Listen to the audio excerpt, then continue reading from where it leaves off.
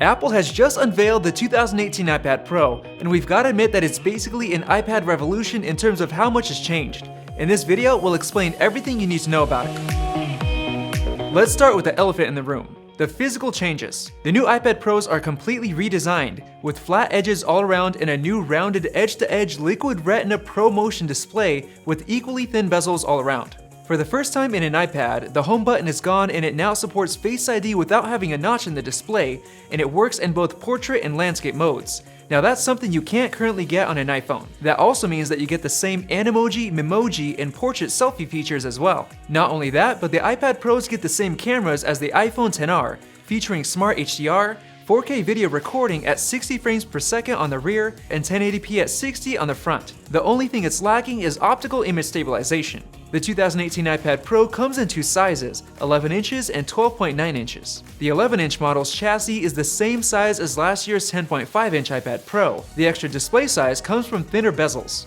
For the 12.9-inch model, the display size is obviously staying the same, but the chassis is getting a lot smaller. This is great because last year's 12.9-inch was too big for a lot of people. In fact, both models have 25% less volume than last year. Not only that, but the new iPad Pros are only 5.9mm thick, making it thinner than any iPad or iPhone ever made, minus the camera bump. A massive change this year is the move to USB-C from Lightning for the main connector, making it the first iOS device ever to use it. This means you can charge your phone with it and connect it to external devices like cameras or even an external 5K display, which will mirror everything onto that display. Unfortunately, the headphone jack is gone, and it was only a matter of time before this happened, but they have a cheap $9 adapter for sale if you really want it. Before we get into the new and insane A12X Bionic chip, let's talk about the brand new second generation Apple Pencil. It now features one flat side that attaches magnetically to the side of the iPad Pro to automatically pair and charge it, so no more need for a Lightning connector and cap that seems to always get lost,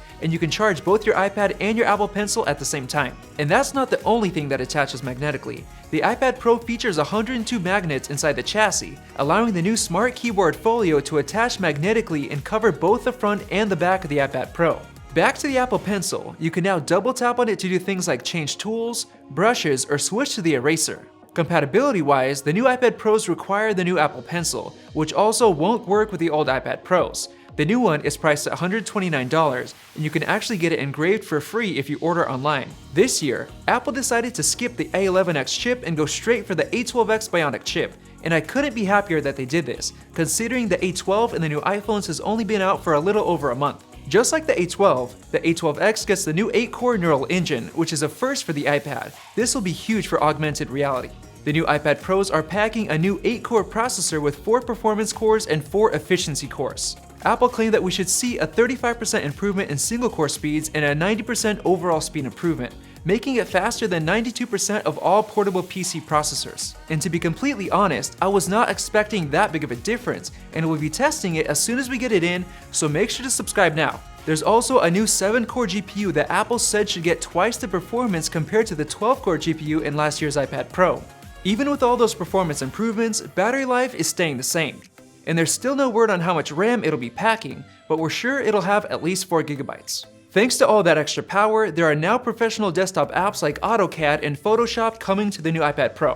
The Wi-Fi has also been improved, now supporting simultaneous dual-band connection, and Bluetooth has been updated to Bluetooth 5, like the rest of Apple's recent devices. And if you're into the cellular model, you get gigabit class LTE, just like the new iPhone XS, featuring up to 29 bands. There's also a new 18-watt USB-C power adapter in the box, compared to the large and bulky 12-watt power adapter that came with the previous gen iPads. This means that you can now get a fast charger in the box, instead of having to use a 29-watt or larger MacBook adapter and a USB-C to Lightning cable like we had to do to fast charge last year's iPad Pros and iPhones. The new iPad Pro can be configured to have up to 1 TB of storage, which can honestly get really expensive, but it's nice that Apple has it for those who really need it. The base 11-inch model will come with 64 gigs of storage for $799 and $949 for the cellular model. For the 12.9-inch, it's priced at $999 and $1149 for cellular. And unlike last year, you can't get them in gold or rose gold. Your only options are silver and space gray.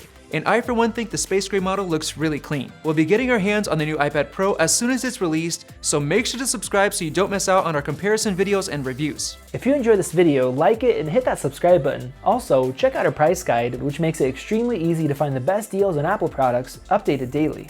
Be sure to follow us on social media, and we'll see you in the next video.